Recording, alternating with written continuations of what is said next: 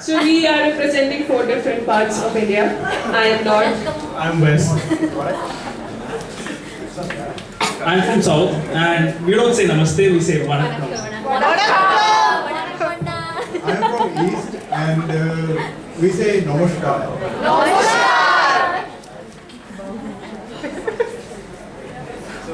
So we'll wait for the Bangladeshis.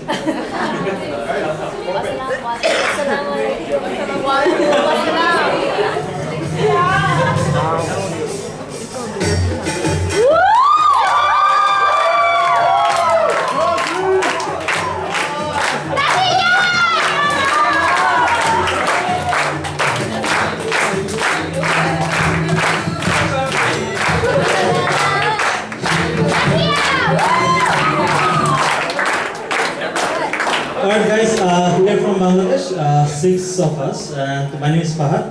And today, at first we are going to give some explanation about the Bangladesh, and after that we'll explain about our clothes, like all of us are wearing different clothes, like traditional clothes, and we'll explain in what occasion we wear this kind of clothes.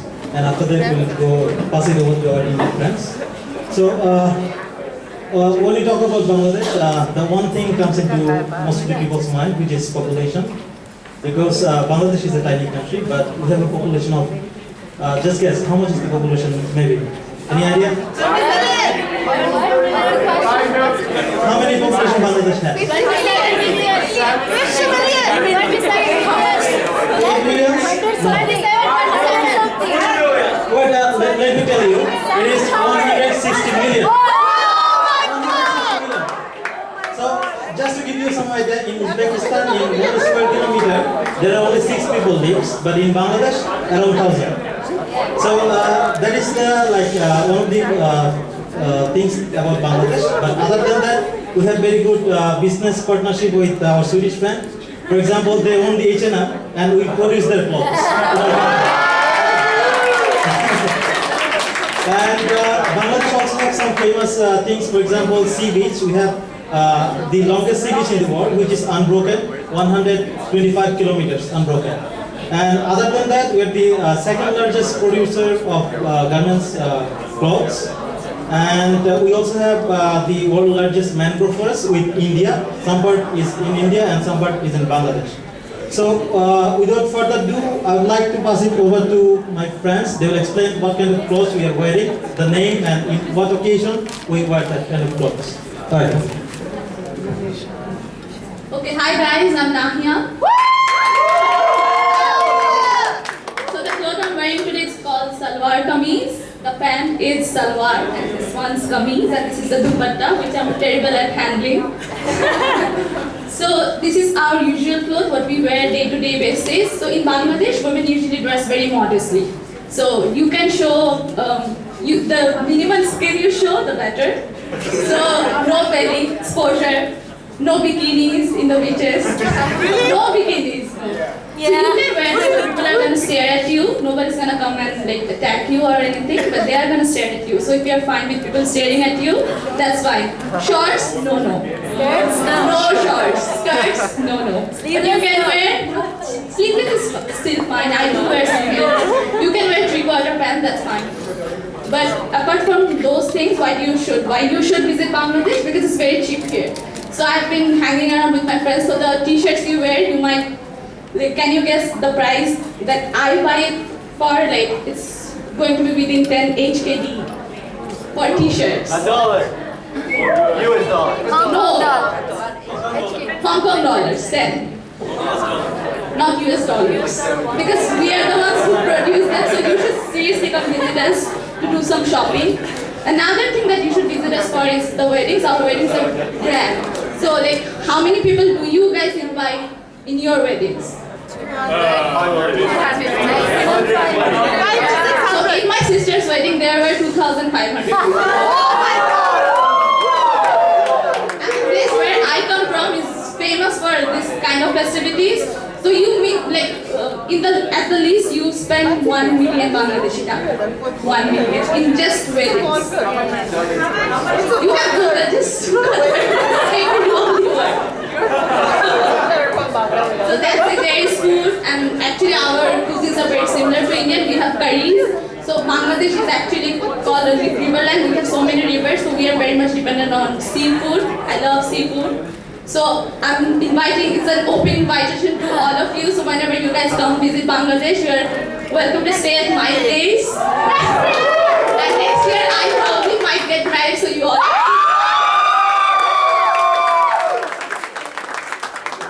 Hello, this is Sumaya, and this is the traditional dress of my country. This is called sari, the national dress.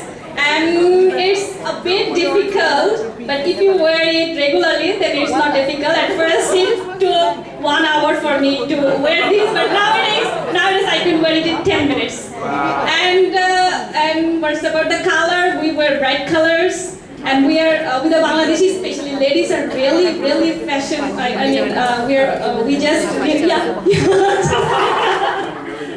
And we love fashions, dresses. We are very concerned about dresses, colors, and all the jewelries. You can see this is although small, but in Bangladesh I wear a lot of.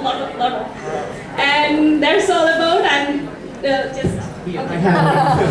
So I'll talk about the dress of the men wearing here. So it looks similar to you, but if you see it's not similar. I'll tell you why, because these two gentlemen, so they're wearing the thing similar to the British coat.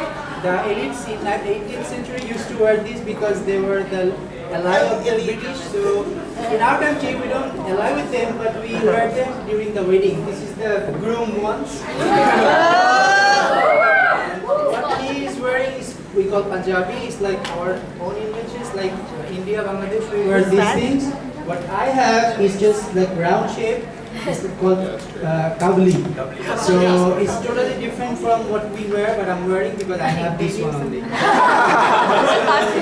will show you another dress we wear. Normally we call it lungi. So someone of us will show you how we wear this. We need help of one of our friends. What is Daniel? Daniel. So this is one of the unique dress that we have not only in Bangladesh, some part of India, also in Malaysia, and also in Indonesia. Actually, we call it like zipperless pant. Okay. So in Bangladesh, maybe girls are like don't wear a skirt, but the guys they wear a skirt. So we'll show it. We'll show it. Yeah. Go ahead.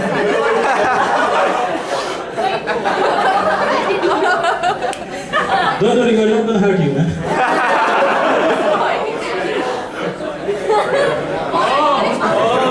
So, as you see, like this like one piece, and there is enough space for air circulation. So you feel comfortable when you wear it.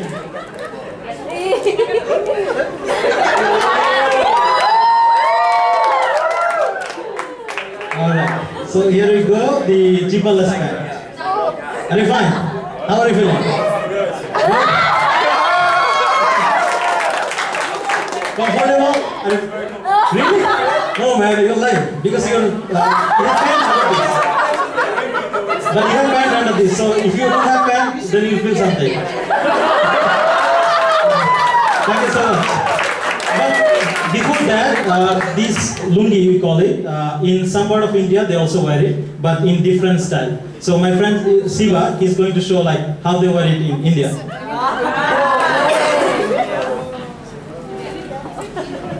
Well, that was the boring part of how we wear lungi. I'll just show you the fun part.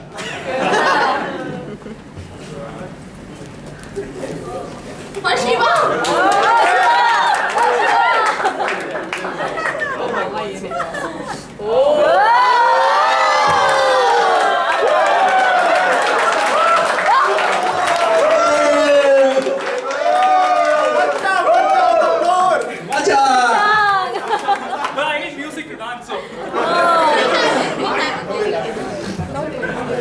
So now is the they will talk about their culture and their country.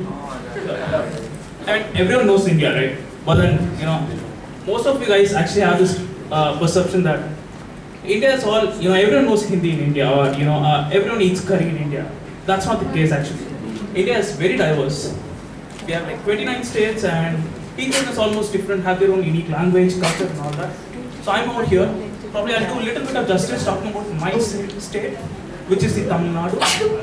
And yeah, like I said earlier, I don't say namaste, I say vanakkam.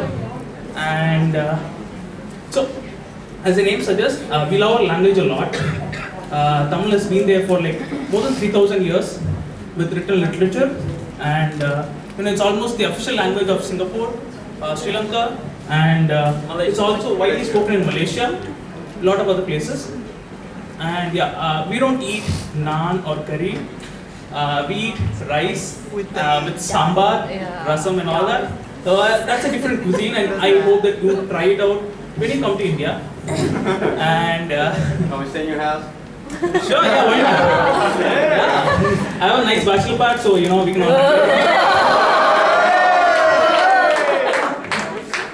Alright, so I'll just pass on to the other states so that but do Google about Tamil.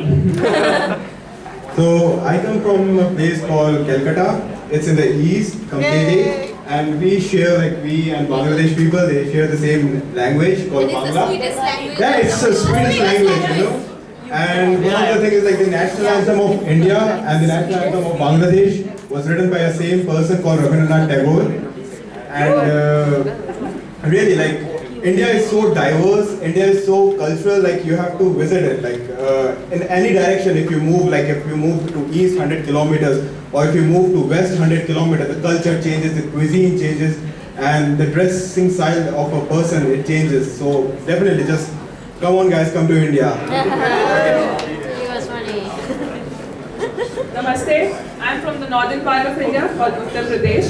Uttar Pradesh is house to one of the 7 wonders called Taj Mahal, as you guys say. And we are also the land of God and goddesses, Rama Krishna of Hare Rama, Hare Krishna fame.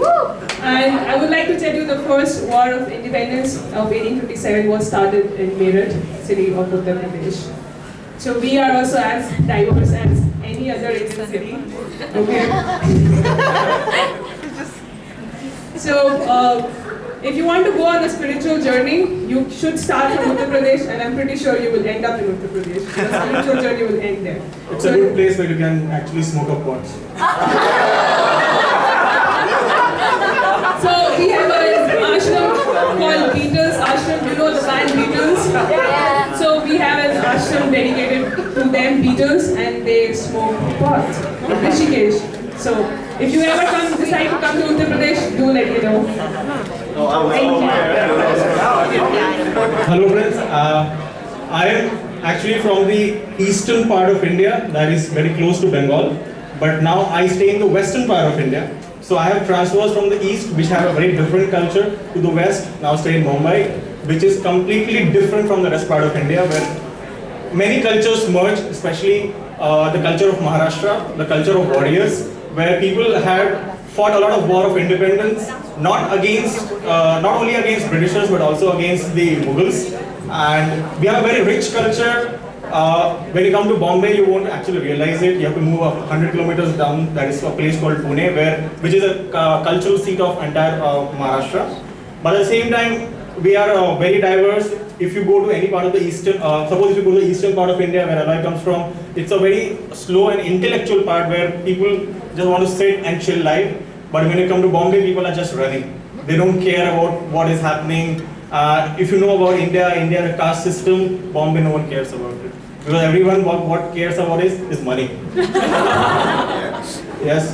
So, we are, actually we are missing one part of India. It's the completely northeastern part, which is actually not very connected to the mainland of India. It's between Bangladesh and Myanmar. So, we don't have that representation as of now. But what together with Bangladesh and India, we try to justify was that we are very similar in cultures. If you go towards the eastern part, it matches with Bangladesh. If you go towards the northern part, it matches a lot with Nepal and Pakistan. But if you come to the western part, there is a lot of dissimilarity. You cannot actually make out you are in one country. Especially with Tamil Nadu, when you go to south, there is a lot of discontent within the northern and the southern part of India. I have more similarities with the Malaysians and the Sri Lankans. Here we call Macha. Yeah, but at the same time, there is something which unites India. There is only one thing which unites India. It's not religion, but it is something which Mandy will play the song and we get to realize. There is the only thing which unites India against any other. Yeah. So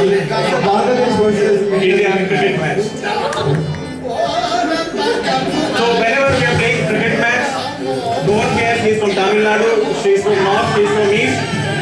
That's where we realize that we are Indians. Otherwise, we don't realize. Come on, have you ever been in India?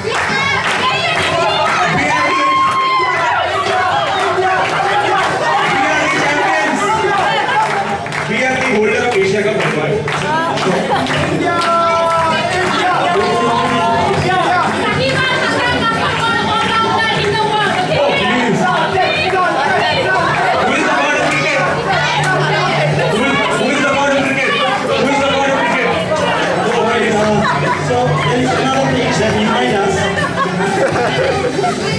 There is another thing that unites us,